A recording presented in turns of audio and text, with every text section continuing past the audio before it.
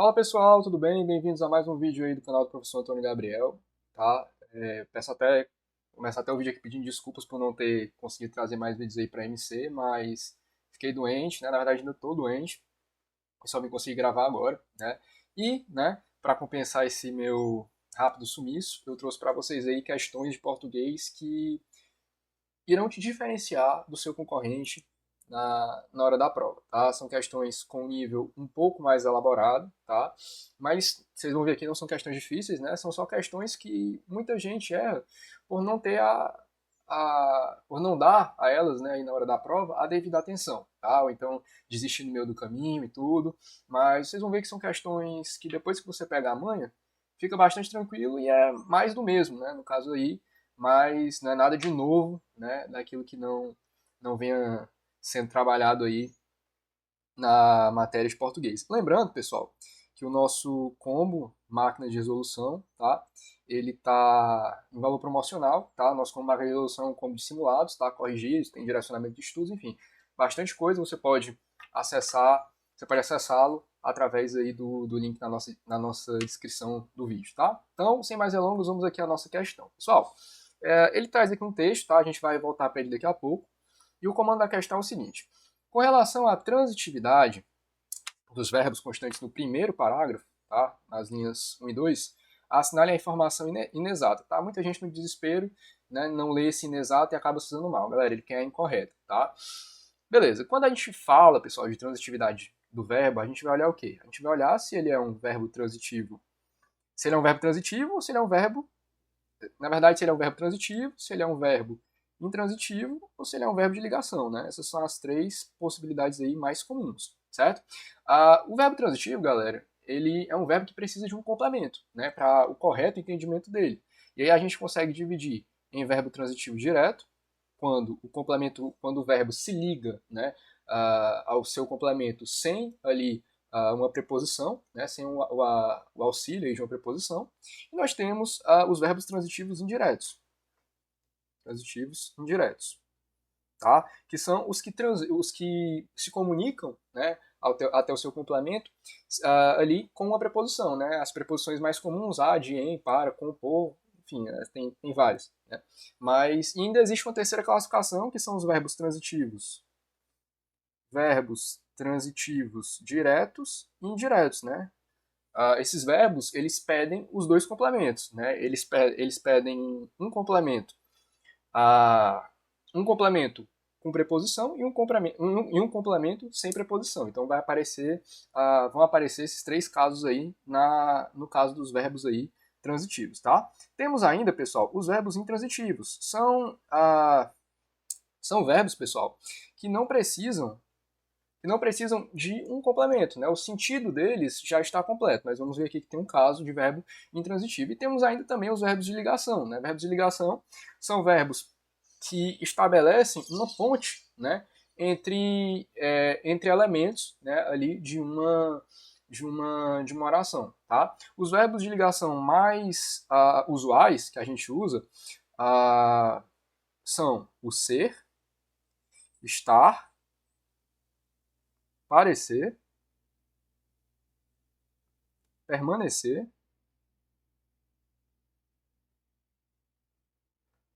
continuar, ficar e tornar-se, tá? Obviamente, pessoal, existem mais verbos de ligação, né? Porém, a gente precisa entender o sentido deles, né? Eu acho que na aplicação ali na nossa frase também irão aparecer verbos de ligação, vai ficar mais fácil, tá? Mas a gente precisa entender que o verbo de ligação é que faz essa ponte, tá? Entre dois termos da oração. A função dele é essa, tá? Do período, no caso, né? Então, beleza, pessoal. Explicado, né? Passada essa etapa, essa revisãozinha que a gente fez aqui, a gente já pode ir analisando as alternativas, né? A primeira alternativa, a alternativa A, ela diz o seguinte: presta atenção no todos, tá? Todos os verbos desse fragmento apresentam a mesma transitividade, tá? Que fragmento? Fragmento do primeiro parágrafo, né? Linhas 1 e 2. Vamos ver? Será? Vamos lá, ele disse que todos, né? Falou aí bem forte. Então vamos lá. Vamos ler aqui esse primeiro período. Dizem que o valor da liberdade é muito oneroso. Beleza. A gente já percebe que a gente tem aqui o nosso primeiro verbo, né? Verbo dizer, né? Dizem que o valor da liberdade é muito oneroso. Pessoal, vamos lá. A gente tem que fazer as perguntinhas pro verbo, né? Dizem. Quem diz, pessoal? Diz algo. Diz algo. Perceba que quando eu faço essa perguntinha, quando eu respondo diz algo, esse algo é exatamente o complemento, né? Porque se eu chegar para você e disser, pô, eu disse, você vai me perguntar, pô, o que que tu disse, né? Então, o verbo dizer, ele precisa de um complemento. Só que perceba, quando eu falo diz algo, entre a palavra diz e a palavra algo, não existe nenhum complemento, não existe nenhuma preposição, né? Não existe a, de, em, para compor. Né? Então, se não existe isso, mas mesmo assim você precisa de um complemento para a gente conseguir compreender o real sentido ali do verbo, né? A gente diz que esse verbo é um verbo transitivo, porque precisa de um complemento, tá? E é um complemento direto, né? Ou seja, um complemento que se liga ao verbo, não é um objeto direto. Por quê? Porque ele se liga ao verbo, né, sem a necessidade aí de uma preposição. Certo? A regência dele, a regência do verbo não pede uma preposição, tá? Então, é um verbo transitivo direto, verbo dizer, certo? Vamos lá, dizem que o valor da liberdade é muito oneroso. Perceba, galera, verbo ser aqui, tranquilinho, tá? E aí você já suspeita. Por quê? Porque você vai para a prova com aquela decoradinha, né, dos verbos de ligação. Ser, estar, aparecer, permanecer, continuar, ficar e tornar-se, né? Mas aí você vê, pô, beleza, é o verbo ser, mas vamos aqui ter mais certeza, né, do que o verbo ser é, né? Nossa, eu fico tô doente, pessoal. Releva, vamos lá. Dizem que o valor da liberdade é muito oneroso. Então vamos lá. O que é muito oneroso, tá? O valor da liberdade, certo? O valor da liberdade aqui, pessoal, é o nosso sujeito, certo? Nosso sujeito. Só que a gente está analisando o verbo, mas vocês vão entender. O valor da liberdade é muito oneroso. Tá, o valor da liberdade é o quê? Ele é muito oneroso. Perceba, pessoal, que a pergunta que a gente fez para o verbo é completamente diferente. A gente não falou, quem é algo. Não, não é nada disso. A relação que o verbo ser aqui, né, no caso aqui a palavrinha ele conjugado é, né, ele está estabelecendo é exatamente uma ponte entre esse sujeito, certo? O sujeito dele, e esse muito oneroso. Esse muito oneroso a gente pode chamar ele de predicativo do sujeito. Por que ele é um predicativo do sujeito? Porque ele está atribuindo uma característica ao sujeito, o valor da liberdade. O valor da liberdade, ele não é um valor da liberdade qualquer, é um valor muito oneroso. Então, esse muito oneroso, né, está atribuindo uma característica. E o que está sendo essa ponte entre o sujeito e a característica do sujeito, né, o predicativo do sujeito? Exatamente o verbo ser. Né? Esse verbo é aqui. Então, esse verbo ser aqui, ele é um verbo de ligação, justamente porque ele está ligando o sujeito a predicativo do sujeito. A função dele é essa, beleza? Show de bola, pessoal. Vamos. E aí já cai por terra essa primeira alternativa, né? Já cai por terra essa primeira alternativa. Por quê? Porque ele diz que todos os verbos apresentam a mesma transitividade. A gente já viu que não, né? Mas vamos continuar analisando aí os nossos verbos, tá? Já sabe que é a letra A, mas, como eu digo, né? Sempre para esse tipo de questão é interessante a gente analisar item a item, porque a gente vai adquirindo conhecimento e um item dessa questão aqui, né, seja ele certo ou errado, pode ser a resposta de outra questão. Então vamos lá, pessoal. Vamos lá. Começar aqui agora de novo. Na verdade, não há estimativa. Não vou nem continuar lendo. Já achamos aqui o verbo haver. Né? Verbo haver, não há estimativa. Galera, presta atenção, tá? O verbo haver está aqui no sentido de existir, né? Não existe estimativa, certo? A gente vai até resolver uma questão sobre isso depois. Está aqui no sentido de existir. Quando o verbo haver, galera, está aí no sentido de existir, ele vai ser um verbo que a gente chama de impessoal, tá? Impessoal, tá? O que é um verbo impessoal? É um verbo que não possui sujeito, certo? É um verbo que não possui sujeito. Só que, presta atenção, tem um detalhe. Ele não possui sujeito, porém, ele possui complemento. Há algo, né? Há algo, existe algo, né? Existe o que, galera? Existe estimativa, né? Na verdade, não há, né? Porque tem um não aqui negando. Mas, enfim, ele necessita, né, de um objeto, né? E o objeto desse aqui, o objeto do verbo haver aqui vai ser estimativa, né? Então, a estimativa vai ser objeto direto, portanto, o verbo haver aqui vai ser um verbo transitivo direto, certo? Porque, mais uma vez, ele vai se ligar ao seu complemento sem, né, ali, uma preposição, tá bom? Então, vamos lá, vamos continuar analisando aqui. Porque o que resta mesmo é solidão, e esta não tem preço. Beleza, pessoal, aqui, ó, verbo restar, tá? Galera, o verbo restar, muito cuidado, tá? Porque o verbo restar, ele aqui, né, no nosso texto, ele trocou um pouco a ordem, tá? Vou até inserir aqui um slide aqui, para a gente conseguir ver esse caso. Como eu disse, galera, é paciência. Esse tipo de questão, obviamente, não vai ser, pelo menos eu não recomendo, né, que seja a primeira questão que você faz na hora da sua prova, né? E aqui eu estou fazendo uma análise um pouco mais esmiuçada, mas esse tipo de questão, pessoal, é uma questão que você vai fazer ali do meio para o final da prova, tá? Primeiro você vai garantir as fáceis e as médias. Esse tipo de questão aqui que eu não considero difícil, mas é uma questão mais trabalhosa, você vai deixar para o fim, né? São pontos extras, são pontos que vão te colocar na frente do seu adversário. Tá? Primeiro você tem que garantir o seu, tem que fazer o feijão com arroz. E depois, né, você vai atrás ali de se destacar, conseguir ali galgar mais posições através da sua pontuação. Então vamos lá, pessoal. Aqui, o fragmento que interessa pra gente é esse, né? O que resta mesmo é solidão. Resta mesmo é solidão. Você vai na empolgação, você, professor, resta água, é solidão, não sei o que, não, cara. Perceba que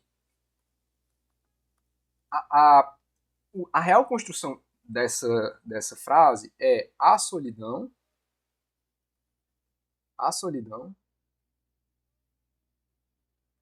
resta. Por quê? Porque a ação de restar recai sobre a solidão. Então a gente não pode ver, né, solidão aqui como sendo um objeto, a gente tem que ver como sujeito, tá? Porque você vai perguntar, pô, quem resta? Quem resta? Né? Resta a solidão, resta ela. Então, nesse caso aqui, pessoal, a solidão vai fazer um papel de sujeito, certo? E esse verbo aqui, por ter o seu sentido completo, o verbo restar, ele vai ser um verbo transitivo, tá bom? Vai ser um verbo intransitivo, tá? Muito cuidado, tá? É uma questão que existe essa pegadinha, mas como eu disse para vocês, né? Você não precisava saber disso. Aqui eu estou explicando porque é uma aula de resolução de questões. Mas na hora da prova você matava essa questão nos dois primeiros verbos, tá? Então, beleza. O que resta mesmo é a solidão. Então, aqui, beleza, né? Esse restar aqui é um verbo intransitivo. Por quê? Porque a solidão resta, ela resta, né? Então, a gente ainda tem mais um verbo aqui, né? Eu vou apagar aqui, a gente tem outro verbo ser aqui, né? Vamos lá, resta mesmo é solidão, né? É solidão. E esta não tem preço. Galera, mais uma vez, né? Verbo de ligação. Verbo de ligação, né? Ele está unindo aí exatamente resta mesmo a solidão, né? Então, mais um verbo de ligação. Então, vamos lá. Vamos analisar as outras alternativas. Existe mais verbo transitivo direto do que verbo intransitivo? Exatamente, né? Verbo intransitivo, pessoal, você só tem um, né? Aqui, verbo transitivo. Enquanto verbo transitivo direto, você tem dois, né? Um, né? Aqui, e dois aqui, né? Verbo dizer e verbo haver, né? Então, tá corretinho. Observa-se a existência de verbo de ligação? Sim, né? Os dois verbos ser lá, né? Inexiste verbo transitivo indireto? Exatamente, né? Aqui a gente não conseguiu observar nenhum verbo transitivo indireto, né? Aqueles verbos que pedem ali uma preposição, né? Para ligar o verbo ao objeto, né? Então, beleza, pessoal. Alternativa correta, alternativa A, tá? Espero que vocês tenham entendido. Vamos lá. Próxima questão. Questão 2, pessoal. Ele está dizendo assim. Abre aspas, né? Dizem que o valor da liberdade é muito oneroso. Há duas orações, uma principal e uma subordinada, tá? Uma principal e uma subordinada à oração principal.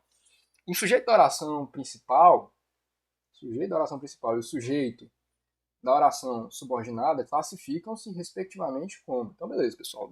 Como é que você vai fazer para identificar as orações aqui, né? Você vai identificar os verbos, tá?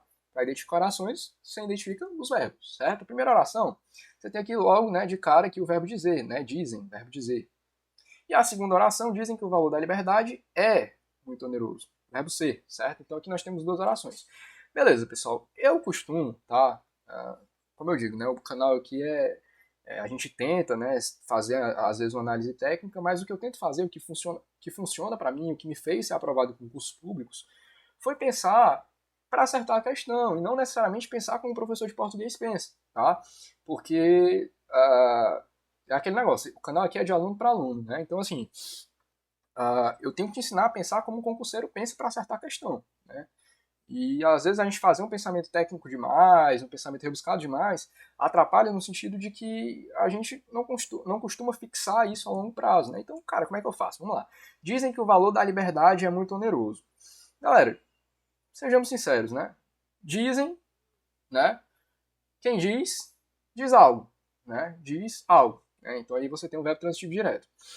Perceba que eu preciso dessa construção é muito oneroso. Ó, dizem que o valor da liberdade, se eu tirar o é muito oneroso, o cara vai ficar completamente esquisito. Dizem que o valor da liberdade, e aí você fica, pô, o quê? Entendeu? Então você percebe que existe uma relação de dependência entre essas duas orações, entre esses dois verbos. Eles não podem estar separados. Eu não posso tirar um e deixar o outro. Da mesma forma, você falar, por exemplo, é muito oneroso. O que é muito oneroso? Entendeu? Então, existe aí uma relação de subordinação, certo? Onde dizer, o verbo dizer aqui introduz a oração principal, e é muito oneroso, retoma, né, ali valor da liberdade, né, é a oração subordinada à oração principal, tá? Você também pode ver, né, que aqui existe a partícula que, certo? E depois da partícula que, né, normalmente você tem a oração ali subordinada, mas eu penso no sentido, tá? Eu acho que vai ajudar a gente na hora da prova é entender o sentido das coisas, tá bom? Então, beleza. Oração subordinada, oração principal. Beleza, pessoal. Agora eu já sei que eu tenho aqui uma oração subordinada, certo? Como é que eu vou saber agora se ela é substantiva ou se ela é adjetiva? Na verdade, eu acho que eu vou explicar isso na outra questão. Mas, enfim, como é que eu vou saber se essa oração subordinada é substantiva ou é adjetiva? Galera, eu vou olhar aqui para o quê? Tá? Essa oração subordinada, introduzida aqui pelo verbo que, ela é uma oração substantiva. Substantiva. Por quê? Porque esse que aqui, ele tem o valor de isso. Ele tem o valor de isso. Tá? Ele tem o valor de isso. Então, a oração subordinada é substantiva. Só que, agora, olha para o verbo. Lembra que eu disse que o verbo é transitivo? Direto. Verbo, né? Um verbo transitivo direto. Por quê? Porque quem diz, diz algo. Né? Então, eles estão dizendo o quê? Eles estão dizendo que o valor da liberdade é muito oneroso. O valor da liberdade é muito oneroso. Isso é exatamente, né, o algo que ele está dizendo. Né? Então, na verdade, nós temos aqui uma oração subordinada substantiva, objetiva, direta. Essa oração subordinada aqui, né, do verbo ser, ela é uma oração subordinada, certo? Porque ela está subordinada à oração principal, a oração ali do verbo dizer. Substantiva, porque o nosso que ali tem valor de isso, tá? A gente vai ver até que existe outro caso, né, das orações adjetivas. E objetiva direta, porque o valor dessa oração equivale a um objeto direto, certo? É a mesma coisa, por exemplo, dizem que você é feio, ou que você é bonito, não sei. Enfim, meu Deus. Enfim, quando você diz isso, quem diz, diz algo. Esse algo, né, que você é bonito, que você é feio, é o objeto direto, certo? Por quê? Porque ajuda, né, o verbo dizer a estar no seu sentido completo. Eu não sei nem por que eu fiz essa análise toda, se ele só pediu o sujeito, né, da oração subordinada. Enfim, é porque, enfim, a gente doente aí, a gente acaba, né, expandindo os horizontes. Mas enfim, pessoal. Perceba agora, tá? Depois dessa análise todinha que eu fiz, espero que vocês tenham anotado isso aqui. Vamos analisar o sujeito, que foi o que a questão pediu, tá aí, ó. O canal do professor aqui é tão completo que você, numa questão de sujeito, ganha uma análise sintática todinha de oração subordinada. Mas enfim, pessoal, vamos lá. Dizem, perceba, pessoal, que quem dizem? Não tem, né? Então você não consegue determinar quem é o sujeito, né? Mas você consegue ter uma ideia. Por quê? Porque é como se você dissesse, eles dizem, né? Se tivesse alguma coisa aí, seria na terceira pessoa do plural, né? Eu, tu, ele, nós, vós, eles, né? Sei lá, os garotos, as garotas, dizem, mas enfim, seria algo relacionado à terceira pessoa do plural. E toda vez que você tem essa construção, terceira pessoa do plural, oculta, né? Implícita na oração, você tem um sujeito indeterminado, certo? Você tem um sujeito aqui indeterminado, certo? Então, você já fica aqui entre A e B, né? Agora, beleza, a gente já achou da oração principal, né? Vamos achar agora da oração subordinada. Galera, mais fácil ainda, né? Verbo ser aqui, tá? Verbo ser. Ele fala o valor da liberdade é muito oneroso. Cara, faz a pergunta pro verbo. Quem é muito oneroso? O valor da liberdade. O valor da liberdade. Muito oneroso é o quê, professor? Muito oneroso, na verdade, vai ser predicativo, galera. Vai ser, ó, predicativo Mais uma vez, naquele caso ali do verbo de ligação, aqui nós temos um verbo de ligação, aqui nós temos um predicativo do sujeito e nós temos aqui, né, olha aqui, está aparecendo aqui, valor da liberdade é o nosso sujeito. Então, aqui é o nosso sujeito, certo? Sujeito, certo? Então, o que quem é muito oneroso? O valor da liberdade, certo? Então, o valor da liberdade é o sujeito, tá? Só que, né, o sujeito é um sujeito simples, tá? Por quê? Porque só tem um núcleo, tá? Então, valor da liberdade, B, beleza? Vamos lá para a próxima. Vamos lá, pessoal. No tocante às regras de pontuação, justifica-se a virgulação, o emprego da vírgula, né, nesse trecho. Abre aspas. Enfim, a geração de hoje é pura contradição. A fim de, galera, separar vocativos, pelo amor de Deus, né? Vocativo é assim, João, venha cá. Isso é um vocativo, né? Você está evocando, você está chamando alguém, né? Então, aí você usa vírgula, né? Separar adjuntos adverbiais? Claro, com certeza, né? E com certeza, né? É um adjunto adverbial porque está dando uma circunstância, né? Ali para o verbo, né? Verbo ser, né? Ele está dando uma circunstância de tempo, né? De tempo ali pro verbo ser. Então, ele é um adjunto adverbial. Indicar a elipse de um termo? Não, né? Separar apostos e certos predicativos? Cara, não. Também não. Né? Você tem que analisar o caso concreto. Se você for nas regras de vírgula, realmente a gente usa vírgula para separar vocativo, indicar a elipse de um termo, separar apostos e certos predicativos, mas você tem que ver para o que encaixa aqui nesse caso. Né? Nesse caso, nós temos um adjunto adverbial de tempo que faz referência ao verbo ser. Então, alternativa correta, alternativa B. Beleza? Vamos para a próxima. Textozinho, vamos lá. Este extrato. O futebol era um estrangeirismo que muitos intelectuais reprovavam, certo?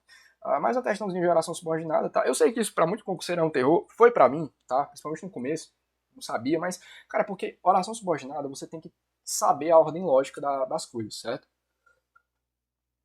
Você vê o nome grandão, oração subordinada, substantivo, não sei o que, não sei o que, não sei o que, blá blá blá. Só que você, às vezes, tem que ter um pouco de paciência de entender, pô, é uma oração. Se é uma oração é porque é um verbo. Se é subordinada é porque existe uma oração principal, a qual, né, está ali regendo essa oração subordinada. Ou seja, existe uma relação de subordinação. Aí se é substantiva, aí você tem que olhar para o quê? Qual é a função que ele está estabelecendo? Né? Ali se pode ser trocado por isso, se pode ser trocado, né, por o qual, a qual. E aí você tem que ver depois a função sintática, né, da oração, né, para depois oração subordinada, adjetiva. Aí você tem que ver a função sintática que essa oração subordinada está estabelecendo ali na oração principal, né? E aí você vai fazendo uma análise bem calma, tá? Muitas pessoas, é o que eu falo, né, pessoal? Muitas pessoas acham um curso difícil porque dá trabalho, realmente dá trabalho pra caramba estudar. Eu mesmo estudava de madrugada e tudo, contei essa história aqui. Mas não é difícil, tá? Não é difícil. Uma hora se torna fácil, tá? O que eu quero dizer é que não é difícil para sempre, né? Uma hora se torna mais fácil, melhora. Então vamos lá, pessoal. Vamos lá, vamos analisar essa oração aqui, tá? Estamos aqui, cadê os verbos, né? Futebol era, né, verbo ser, um estrangeirismo que muitos intelectuais reprovavam, tá? Reprovavam. Beleza, pessoal, vamos lá. Galera, não faz sentido eu falar o futebol era um estrangeirismo, tá? Não faz sentido eu falar isso porque não vai... O futebol, você vai ver que falta alguma coisa, certo? E também não faz sentido eu falar que muitos intelectuais reprovavam. Vai ficar uma parada muito estranha. Você percebe que você existe uma relação de subordinação. Para a estrutura ser completamente compreendida, você precisa das duas orações coexistindo juntas, certo? Então só aí a gente já sabe que a gente vai ter um caso de oração subordinada, beleza? Essa daqui é a nossa oração principal, né? Futebol era um estrangeirismo. Oração principal. E reprovável aqui vai ser a nossa oração subordinada, certo?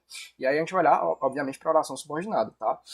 Vamos ver, pessoal. Vocês têm um biduzinho, né? Lá, acho que vocês já viram, né? O lance do que, pessoal, o que ele sempre vai introduzir uma oração subordinada, blá, blá, blá, blá, blá. Beleza, isso aí manjado. Mas, pra gente saber, né, se é uma oração, aí que eu vou colocar, né? Já sabemos que é uma oração subordinada. Agora a gente precisa saber se é uma oração subordinada adjetiva ou se é uma oração subordinada substantiva, tá? E a gente vai olhar para onde? A gente vai olhar para o nosso amigo aqui, para o quê, né? Galera, vamos ver É a mesma análise que você faz quando você vai analisar se é uma conjunção integrante ou pronome relativo. Como é que você vai fazer? Cara, se for isso, se você puder substituir o seu que por isso, é porque vai ser uma oração subordinada a substantiva. Se você conseguir substituir o seu que por o qual e as mil e uma variações, vai ser uma oração subordinada adjetiva. Certo? Uma oração subordinada adjetiva. Então, beleza, pessoal. Vamos lá. O futebol é um estrangeirismo. E aí, vai ser o quê? Vai ser isso? Que isso, né? O futebol é um estrangeirismo, que isso? Não, né? A correta substituição seria o quê? Seria o futebol é um estrangeirismo, o qual, quem reprova, reprova algo, né? O qual muitos intelectuais reprovavam. Então, se a gente conseguiu substituir aqui por o qual, deixa eu colocar aqui mais distante para você não pensar que isso aqui está junto, o qual, então se a gente consegue substituir esse que por o qual, a gente está diante de uma oração subordinada adjetiva, certo? Adjetiva. Então, beleza. Acho que a gente já tem todas as informações, né? Pra gente matar, ó. É uma oração principal, tá aqui, oração principal, e de uma oração subordinada à principal, adjetiva, tá? Não precisa nem a gente fazer mais arrudeio não, letra A, beleza? Vamos pra próxima. Então, galera, quinta questão aqui, tá? Uma questãozinha um pouco mais elaborada, mas tranquila, vamos detonar. Em referência aos preceitos da sintaxe de concordância verbal e análise do período composto seguinte, abre aspas, até a década de 1930, tudo aquilo que hoje achamos naturalmente brasileiro, samba, feijoada, capoeira, futebol, não eram ícones da identidade nacional. Qual é a acerção certa? Beleza, pessoal, tranquilo, vamos lá. Calma. Calma. O pronome relativo que tem a função de sujeito do verbo achar. Será, pessoal? Vamos ver aqui o verbo achar. Vamos lá. Tudo aquilo que hoje achamos, galera, presta atenção, esse verbo achamos aqui, né, ele não está sendo, o sujeito dele não é o que, né? Que, obviamente, aqui é um pronome relativo, tá certo? Mas o sujeito desse verbo achamos aqui é nós, né? Pô, nós achamos. Ah, professor, cadê o nós? Aí não tem, né? Por quê? Porque está elíptico, né? O verbo. A gente sabe que ali existe um nós, né? Mas primeira pessoa do plural, né? Mas ele não está explicitamente ali, ele está elíptico ao verbo, certo? Mas ele continua existindo, nós achamos, certo? Só que não foi ali empregado, certo? Não é que, né? De fato aqui é um pronome relativo, mas não é o sujeito, não pode ser a. O termo tudo aquilo representa sujeito da forma verbal eram. Cara, vamos ver a forma verbal eram, tá? Eram, aqui ó, eram ícones da identidade. Cara, eram aqui é um verbo de ligação, tá? A gente vai já saber por quê. Na verdade, eu vou explicar logo, tá? Verbo de ligação. Por quê, pessoal? Porque, justamente por causa do sujeito, né? Tem que explicar por causa do sujeito. Sujeito realmente é tudo aquilo, tá? Ó, vou até grifar aqui de outra cor para não ficar. O sujeito realmente é tudo aquilo. Perceba, vamos ler com mais calma. A partir da vírgula.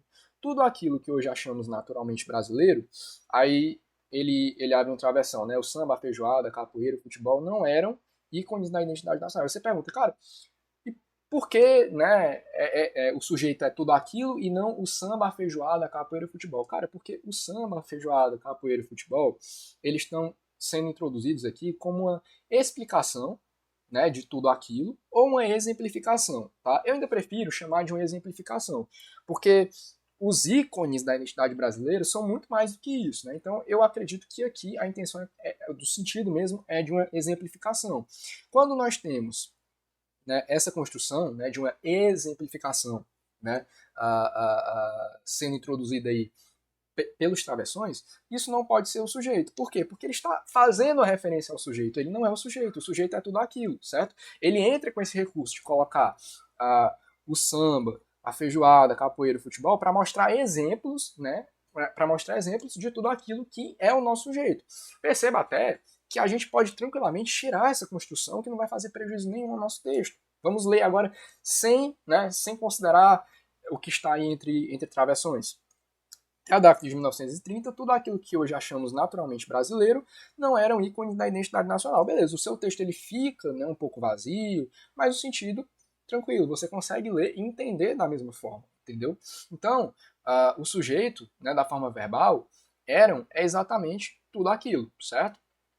Então, está corretinho, tá, pessoal? Não está errado, não. Então, vamos analisar aqui a letra C. O sujeito da forma verbal constitui-se dos termos ícones da identidade nacional. Não, pessoal, ícones da identidade nacional, perceba, você já tem um verbo de ligação, você já fica esperto porque tem depois dele. Galera, isso aqui, na verdade, vou colocar aqui de outra cor, amarelinho aqui, ícones da identidade nacional, galera, está fazendo característica, né, ao sujeito, né, a tudo aquilo não eram ícones da identidade nacional, certo? Não é qualquer coisa, ele está se referindo aqui a ícones da identidade nacional, certo? Então, através dessa relação, nós temos o quê? Nós temos um predicativo, mais uma vez, né, o predicativo do sujeito aparecendo. Por quê? Porque ele está atribuindo uma característica a tudo aquilo, né?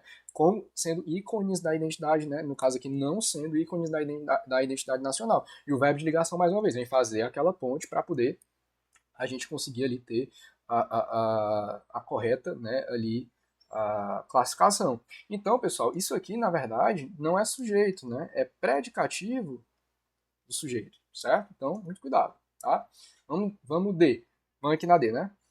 O verbo ser, né, eram aqui, concorda com o termo o samba, a feijoada, a capoeira, o futebol. Galera, perceba, quando a gente tem aqui, isso não é verdade, tá? Não pode concordar, né, não é assim, na verdade. Galera, quando a gente tem um verbo de ligação, esse verbo ele pode concordar tanto com o sujeito, que não aconteceu, né? Você podia falar, por exemplo, tudo aquilo era ícones da identidade nacional, mas você também pode concordar aqui com o predicativo do sujeito, que foi o que ele fez.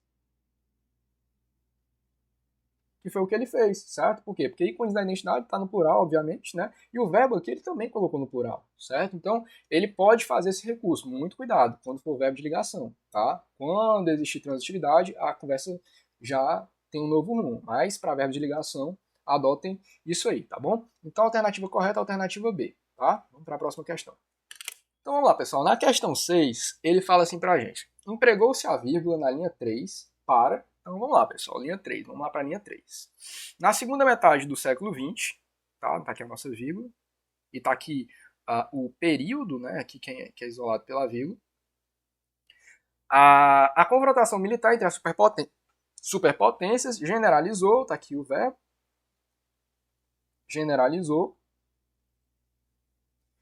uma situação que constitui uma ameaça extrema à paz mundial. Tá, beleza. Isso aí a gente já tem os nossos principais dados. Pessoal, beleza. Perceba aqui que esse na segunda metade do século XX, ele dá uma circunstância ao verbo, certo? Ele dá uma circunstância ao verbo generalizar, certo? Porque esse lance, né, dessa generalização e tal, foi circunstanciado, aconteceu, né? Teve ali suas circunstâncias, seus desdobramentos na segunda metade do século XX, certo? Se, né, nós temos, né, uma construção, né, uma locução dando a circunstância ao verbo, se referindo ao verbo, nós temos uma locução adverbial. Ainda mais, pessoal. Falo mais, né? Essa locução adverbial não está na sua posição canônica, né? Porque a posição canônica seria o quê? A confrontação militar entre as superpotências, generalizou, blá blá blá, aí no final, lá na segunda metade do século XX, certo? Então, locução adverbial, ela está deslocada. E outra, ainda digo mais, pessoal. Essa locução adverbial deslocada, ela é uma locução adverbial que a gente chama de locução adverbial longa. Por quê? Porque ela tem muitas palavras, né? Normalmente tem alguns gramáticos que falam que é mais de 3 palavras, você já pode considerar uma locução adverbial longa, né? Então, nós temos isso, né? Uma locução adverbial deslocada, longa, né? Quando você tem esse caso, né, de uma locução adverbial deslocada ali da sua posição canônica, né, e essa locução é longa, você exatamente vai ter que separar por vírgula, né? E é exatamente isso aqui, que está na letra A. Tá? O resto é tudo baboseiro. Indicar elipse de um verbo, desfazer ambiguidade, tacar vocativo, não. Letra A, beleza? Vamos lá. Então, pessoal, beleza. Na nossa próxima questão, ele deu um texto aqui, tá? E ele pede pra gente gente trazer, né, para a gente indicar aqui o termo que exerce a mesma função sintática de afronte, tá? Afronte, na linha 11, tá? Então, beleza, pessoal. Esse tipo de questão eu sei que é o terror de muita gente, mas vocês vão ver que é bem tranquilo, é mais uma daquelas questões que a gente tem que ter paciência para resolver. Vamos lá. Afronte, linha 11, né? Vamos ler aqui a parte da linha 10.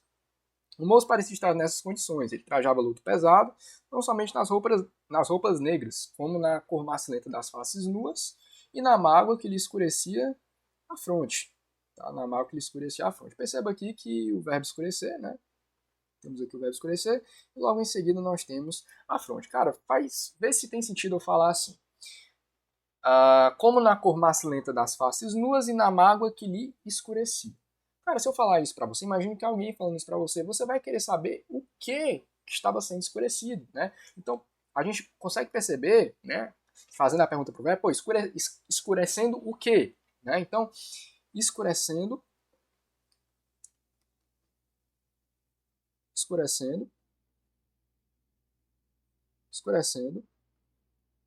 algo, tá? E esse algo, o que é? O que está sendo escurecido? Esse algo, galera, nada mais é do que a fronte. A fronte estava sendo escurecida, certo? Então, se a gente tem essa construção, nós temos que o quê? Nós temos que escurecer aqui é um verbo transitivo direto. E nós temos que a fronte é o objeto direto desse verbo transitivo direto, certo? O objeto direto. Então, a fronte aqui vai ser objeto direto, tá? Vamos aqui, ó. A fronte vai ser um objeto direto. Vai ser um objeto direto. Então, o nosso papel aqui vai ser encontrar um objeto direto, tá? Só isso. Qual dessas alternativas aqui apresenta pra gente um objeto direto? Só isso, tá? Então vamos ver. Um humus poderoso, tá? Onde é que está esse humus poderoso? Linha 8, tá? Vamos ver aqui. Um humus poderoso. Tá, vamos ler a partir daqui, ó. Desse depois aqui. Depois das grandes dores e das lágrimas torrenciais, formava-se também no coração do homem um humus poderoso. Um humus poderoso. Uma exuberância, blá blá blá. Beleza. Então, como é que a gente tem? Vamos extrair esse a partir do verbo formar, né? Formas, né? Não é formava-se, acho que ele formava-se. Forma-se também no coração do homem um humus poderoso. Então vamos escrever assim: forma-se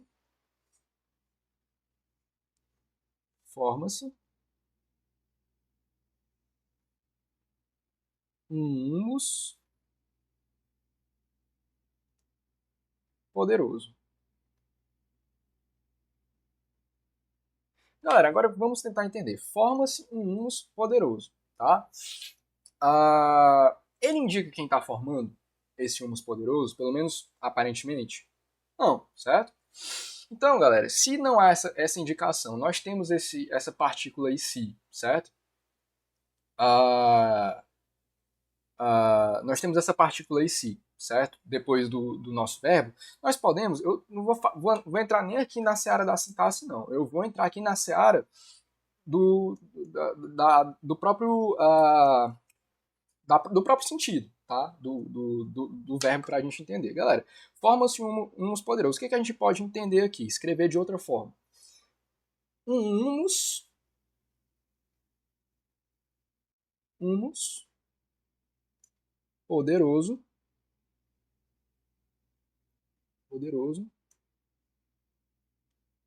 é formado.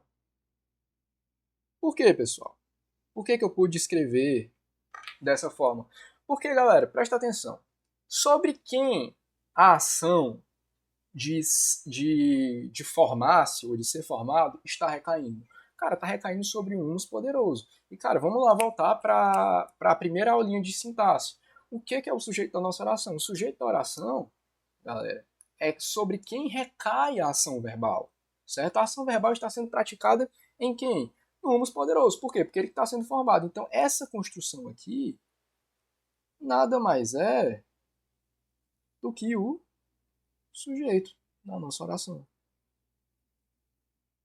Do que o sujeito da nossa oração. Verbo ser, tá? Verbo ser aqui, interligando, né, o sujeito ao... Na verdade, aqui nós temos uma locução, né, uma locução verbal. Mas, enfim, o que interessa pra gente, pessoal, é exatamente essa percepção de sentido, tá?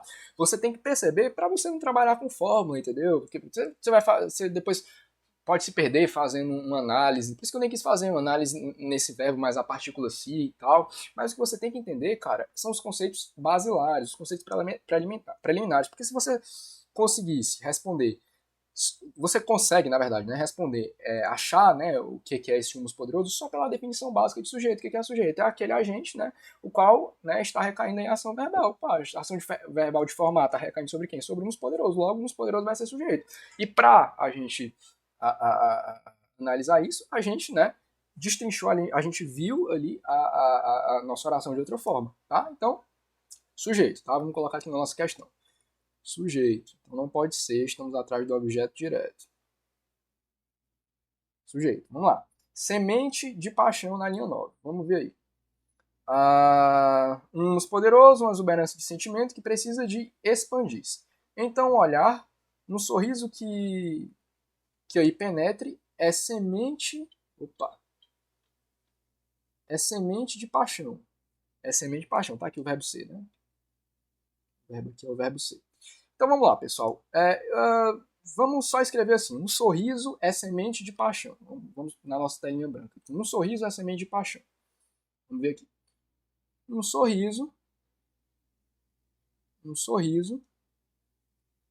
é semente de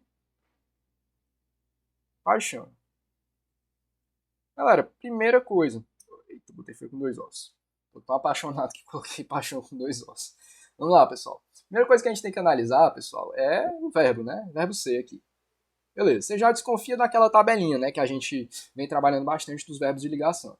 Mas vamos ver. Cara, um sorriso aqui tá na cara, né? Quem é semente de paixão? Um sorriso.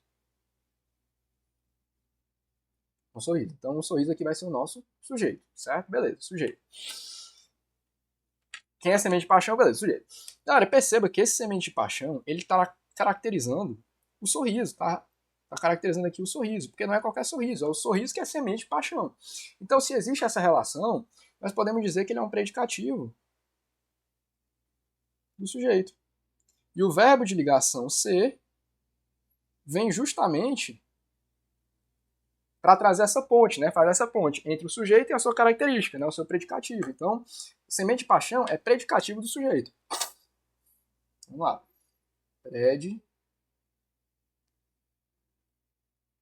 do sujeito. Beleza? Vamos ver se é calores do sol. Linha 6. Vamos lá. Vamos lá. Depois das grandes borrascas e chuvas, tá aqui ele, os calores do sol produzem na terra uma fermentação. Então, beleza, pessoal. O verbo aqui, né, é o verbo produzir. Então, isso aqui a gente não precisa nem, né, escrever ali no nosso quadro branco, né? Quem é que produzem na terra? Você faz a pergunta para o verbo, né? Quem é que produzem na terra, blá, blá, blá, uma fermentação? Você já vai ter a resposta que é calores do sol. Logo, né, nós temos aí calores do sol como sendo o nosso sujeito, certo? Então, calores do sol aqui é um sujeito. Sujeito. Beleza, agora vamos lá. Luto pesado, né? Vamos lá. Tem que ser luto pesado. Vamos ver. O moço parecia estar nessas condições. Ele trajava luto pesado. Vou nem continuar lendo. Tá aqui, ó. Luto pesado. Qual é o verbo? Verbo trajar. Cara, fazendo a perguntinha, né? Quem traja, traja algo, né? Traja algo. Então, esse verbo trajar, ó, traja algo. Então, esse verbo trajar, galera, ele precisa de um complemento, certo? E esse complemento, obviamente, né? Esse algo não vem ligado ao verbo por uma preposição. Logo, ele é um verbo transitivo direto, né? O verbo trajar aqui é um verbo transitivo direto. Portanto, o luto pesado só pode ser, ó, o luto pesado aqui só pode ser o objeto direto do nosso, né? Verbo trajar. Então, ó, luto pesado é o nosso objeto direto, exatamente com a mesma função sintática aqui, né? Deixa eu só fazer certinho aqui, de afronte. Beleza? Então, questão aqui que você resolve em 2 minutos, tá? Pega muita prática, resolve em 2 minutos, é bem tranquilo, tá? Veja todos os itens, tá? E realmente, o que você não souber, deixa, né, ali de lado. Realmente pode aparecer um item que você não sabe a função sintática, mas, né, se, por exemplo, luto pesado aqui estava bem tranquilo de você saber que era objeto direto. Viu que era a mesma função, estava na cara que era a mesma função de afronte, cara, Marca que é tua, com certeza. Beleza? Sétima D, beleza. Vamos para a nossa última questão. Beleza, pessoal, última questão bem tranquila, tá? Oitava, ela diz assim, quanto ao emprego do verbo haver, na primeira linha do texto, qual afirmativa está correta, né? Vamos ver aqui o verbo haver. Havia minutos, né? A gente só precisa disso, tá? Ó, verbo haver aqui, ó. Havia minutos, tá? Havia minutos. Pessoal, por que esse verbo haver aqui está no singular e o minutos, né, que é exatamente o objeto dele, né? Aqui, ó. O objeto direto do verbo haver está no plural, né? Porque não é haviam minutos. Por que está escrito havia minutos e não haviam minutos? Justamente é o que eu falei para vocês nas primeiras questões, galera. Esse verbo haver aqui está no sentido de existir. Existiam minutos, né? De existir. Quando nós temos um verbo haver no sentido de existir, mais uma vez, ele se torna impessoal. E se ele se torna impessoal, ele não tem sujeito. Certo? E se ele não tem sujeito, né? Ele não varia. Por ser impessoal, na verdade, né? É a mesma coisa. Não varia em gênero e número, tá? Ou seja, ele vai ficar na terceira pessoa, nesse caso aqui, né? Do singular, né? Ele, né? Na terceira pessoa do singular.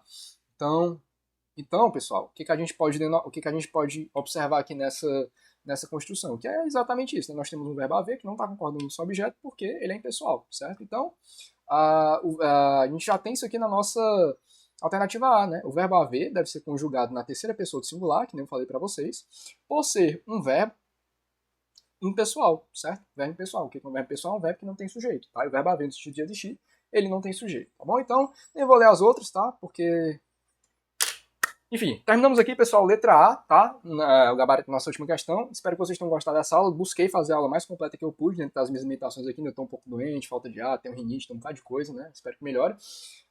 Mas é isso, pessoal. Qualquer dúvida, né? Podem me chamar aí. Tem o meu Instagram, antonigabriel.ss. Vocês podem estar entrando aí no link na descrição, falar com nossos consultores aí do marketing de resolução. E eu tenho certeza, pessoal, que através desse contato mais direto, né? Desses simulados, vocês conseguirão ali chegar na sua aprovação. Tivemos um aluno, inclusive, aprovado na Guarda Municipal agora, tá? No projeto do marketing de resolução da Guarda Municipal de Fortaleza. E esperamos, né, continuar ajudando os concurseiros aí nos seus objetivos, tá bom? Vamos lá, pessoal. É isso aí. Vamos por mais.